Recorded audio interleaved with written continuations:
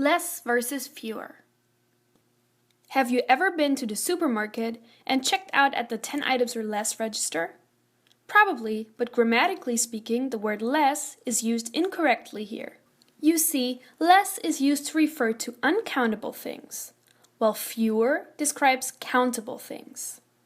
Since you are buying several items, they are countable, so you should actually be standing in line at the 10 items or fewer checkout aisle. Other examples of the correct usage include: I have fewer coins than you. You have been to fewer countries than I have. There's less water in my cup.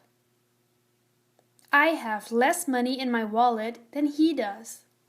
Things that are uncountable include, for example, time, art, music, water, furniture, money, power, gas, and so on. Now next time you're at the supermarket, tell the store manager to change his signs and see what he says. That's it for today. See you next time.